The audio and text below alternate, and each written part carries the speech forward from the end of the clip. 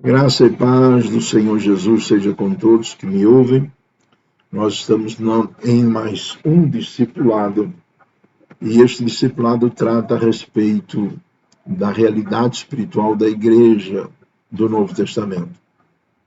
O texto que trata disso foi escrito pelo apóstolo Paulo, naturalmente inspirado pelo Espírito Santo, e ele se encontra em Hebreus, no capítulo 12, a partir do verso 22, que diz: Mas chegastes ao Monte Sião, a cidade do Deus vivo, a Jerusalém celestial e aos muitos milhares de anjos, à universal assembleia e igreja dos primogênitos, que estão inscritos nos céus, e a Deus, o juiz de todos, e aos espíritos dos justos aperfeiçoados, e a Jesus, o mediador de uma nova aliança, e ao sangue da aspersão, que fala melhor do que o sangue de Abel. Vede que não rejeiteis ao que fala, porque se não escaparam aqueles que rejeitaram o que na terra os advertia, muito menos nós, se nos desviarmos daquele que é dos céus.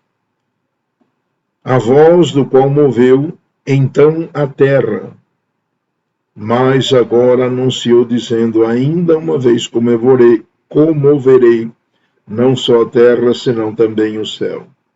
E esta palavra, ainda uma vez, mostra a mudança das coisas móveis como coisas feitas, para que as imóveis permaneçam.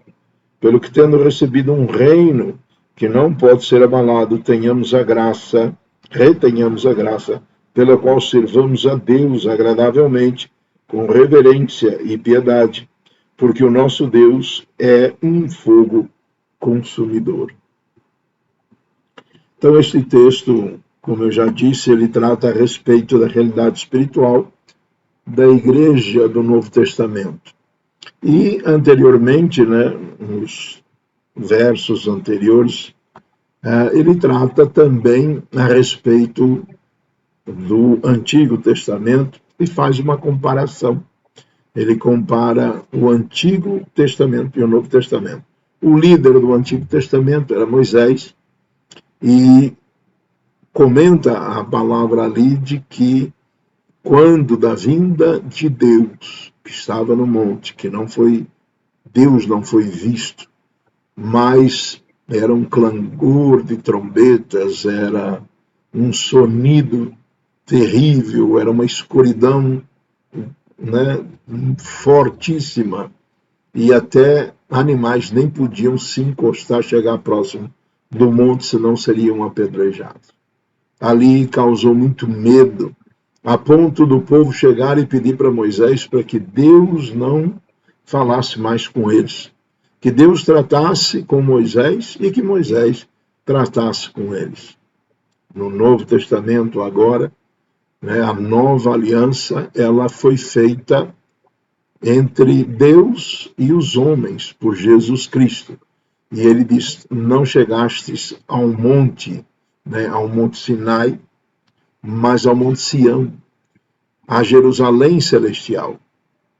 Então, nós já chegamos, nós já fazemos parte da igreja do Deus vivo. Nós nascemos do Espírito. Nossa cidade natal é a Jerusalém. Jerusalém qual? Celestial. E diz o texto, como nós já lemos, eu vou tratar verso por verso, diz assim: mas chegastes ao Monte Sião e à cidade do Deus vivo, a Jerusalém celestial e aos muitos milhares de anjos. Então, este primeiro verso, o verso 22, ele está dizendo que nós chegamos a Jerusalém celestial. E esta Jerusalém celestial, ela também tem um comparativo com a Jerusalém terrena. Por quê? Porque no Monte Sião, na Jerusalém terrena, era onde ficava a adoração, onde ficava o templo de adoração a Deus. Na verdade, era uma tenda. Inicialmente, depois foi construído o templo. E ali Deus era adorado. Então tinha lá os elementos que era a arca da aliança, e tinha também a vara de Arão que floresceu, tinha o maná, né? E a tampa representava a presença do Deus Todo-Poderoso. Era o local, né, onde o homem comum não tinha acesso. Só tinha acesso ali o sumo sacerdote. Depois disso, da vinda de Jesus, então, esta Jerusalém terrena, né, que representa a Jerusalém, que é uma amostra, vamos dizer assim, da Jerusalém celestial. Esta Jerusalém celestial é a qual nós já pertencemos. Então já chegastes a Jerusalém celestial, ao Monte Sião, ou seja, o local de adoração aonde Deus efetivamente está, né? Então é esta Jerusalém que é maravilhosíssima, e ainda ele indica aqui, ó, ele vai falando, a cidade do Deus vivo, a Jerusalém celestial e aos muitos milhares de anjos. Então nós, igreja do Novo Testamento, já espiritualmente fazemos parte, né, da igreja universal, né, do Senhor, não a igreja universal do reino de Deus aqui, mas da igreja aonde estão os milhares, né, de anjos, como diz aqui, muitos milhares de anjos, a universal assembleia. Ou seja, o que é essa universal assembleia? É a reunião do povo de Deus, é uma reunião festiva, de alegria, de adoração, né? Então ele diz a universal assembleia, igreja dos primogênitos. Então aqui dá uma pequena explicação sobre o que é os primogênitos. Os primogênitos nós podemos considerar os profetas, os patriarcas, os apóstolos, nós podemos considerar os mártires. Então, na verdade, esses primogênitos são aqueles servos de Deus que tiveram destaque pela obra que eles realizaram aqui na Terra. Então, eles têm um local, eles têm um destaque, uma proeminência que eles têm no céu. Então, a igreja, nós vamos conhecê-los. Aqui é uma beleza tremenda. Nós vamos conhecer Abraão, Isaac, Jacó, nós vamos conhecer Daniel, nós vamos conhecer Moisés, nós vamos conhecer os apóstolos, nós vamos conhecer, né, todos quantos, de todas as eras, né, desde o início dos tempos, que estão salvos, que estão nos céus, nós vamos ter contato. Interessante, eu estava pensando sobre esse texto e veio ao meu coração até os nossos familiares, que nós nem tivemos contato com eles, porque são, às vezes, familiares distantes. Eu não falo de distância na terra, eu falo distantes, eles viveram num tempo, muitos anos atrás, nós vivemos hoje, mas até estes nós vamos conhecer. Então será uma maravilha encontrar pais, encontrar as mães, vai ser tremendo. Então ele está dizendo, a universal assembleia e igreja dos primogênitos, que estão inscritos nos céus. Ou seja, gente que está registrada lá no céu, não nos nossos livros terrenos aqui, que não tem controle algum. Na verdade, aqui é o controle de Deus, né? Lá no céu, registrado no céu. Ele sabe quem são os verdadeiros filhos dele, né? Então, inscritos nos céus, maravilhoso. E a Deus, o próprio Deus, estaremos na presença do próprio Deus. Nós sabemos que no céu não tem sol. Lá a luz emana do próprio Deus. Então, nós teremos coisas para nos maravilharmos a eternidade inteira. conhecer coisas sobre Deus, adorar, fazer parte, né, se juntar com este povo todo para adorar a Deus. Coisas tremendas viveremos no céu. E Deus também, o juiz de todos, que nos julgará a todos. E aos espíritos dos justos aperfeiçoados, que são aqueles que já partiram, né? E a Jesus, o mediador de uma nova aliança. Porque Jesus é o mediador da nova aliança. Vocês vejam que no passado, o mediador foi Moisés. O que é o mediador? É o que fica entre Deus e os homens. Jesus foi o mediador. Por quê? Porque ele trouxe a palavra. Ele era a própria palavra. E veio e transmitiu essa nova aliança aos homens. Ele transmitiu aos seus discípulos que a distribuíram. Então, Jesus funcionou como o mediador. Aliás, é o único mediador entre Deus e os homens. Da nova aliança, o Novo Testamento, e ao sangue da aspersão, que fala melhor do que o de Abel. Então, o sangue de Cristo foi aspergido, né, sobre todos, nos santificou a todos.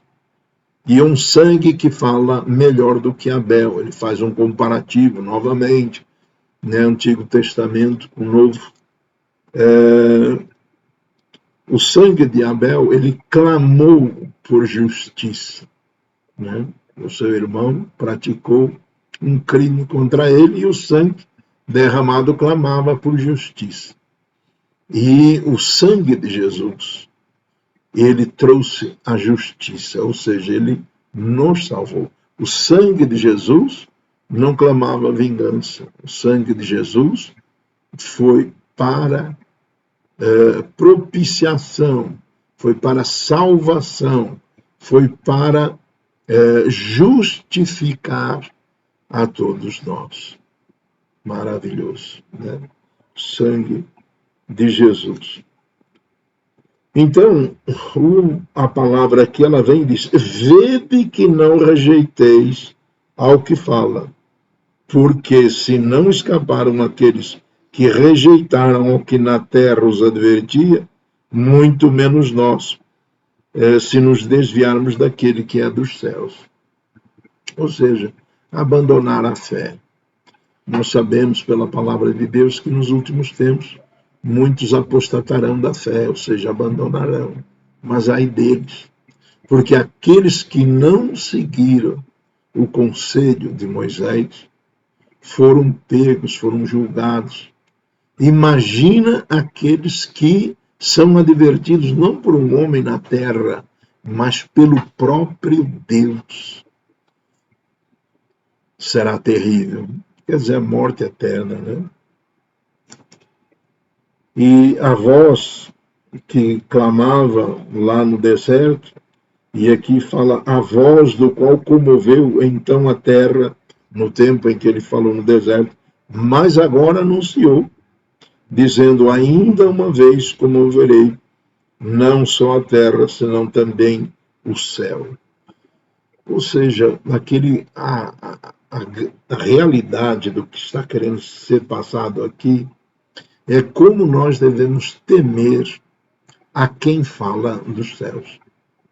Quem fala dos céus fez um monte, no Monte Sinai, no Egito, tremer. Fez Moisés tremer. Mas ainda ele diz: não vai ser apenas um monte, mas ele vai comover terra e céus, ou seja, eles desaparecerão. Olha o poder de quem nos fala. É este que está nos advertindo. Ai de você, se deixar o Evangelho, né? 27. E esta palavra, ainda uma vez, mostra a mudança das coisas móveis como coisas feitas, para que as imóveis permaneçam. Então, aquele que foi criado será destruído, será eliminado. Mas aquele que é eterno, aquilo que é eterno, jamais. Então ele fala isso para nos falar a respeito do reino de Deus. Então o verso 28 diz: pelo que tendo recebido um reino que não pode ser abalado, retenhamos a graça pela qual sirvamos a Deus agradavelmente, com reverência e piedade. Então, na verdade, nós fomos salvos, nós fomos eleitos, né? Nós fomos alcançados pelo Evangelho e pelo Espírito Santo, e Deus está nos concedendo a salvação se até o fim nós permanecermos nela, né? No caminho do Senhor. Então ele está dizendo que este reino ele é inabalável, ou seja, será para sempre. Ou seja, ainda, aquele que fala é rei para sempre. Então alguém que fala um tempo e depois não é mais nada, num tempo é rei, mas no todo tempo ele não é nada, é uma coisa. Agora, outra coisa é nós termos um rei que é para sempre. E o que ele fala jamais vai mudar. Aqui está a diferença, né? Então, sirvamos a ele. No tempo em que nós passarmos aqui na terra, tenhamos uma vida que glorifique o Senhor, nos humilhemos, andando segundo a sua palavra, segundo os seus mandamentos, segundo as suas ordens. Quais são? Então, o Novo Testamento inteiro.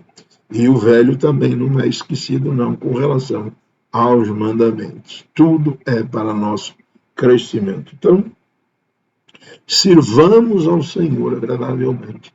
Ora, quando você foi salvo, você recebeu a Jesus, vivificado foi, recebeu dons, recebeu capacitações para realizar uma obra para o Senhor.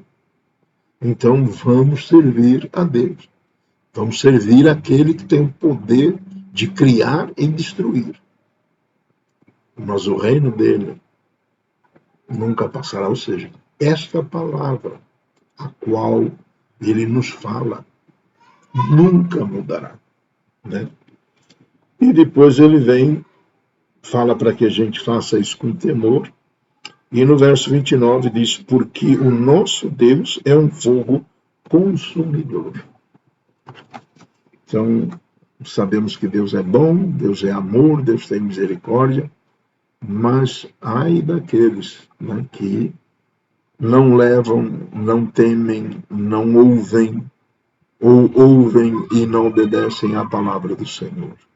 Amém, queridos? Fique com Deus, Deus te abençoe e até a próxima, se Deus quiser.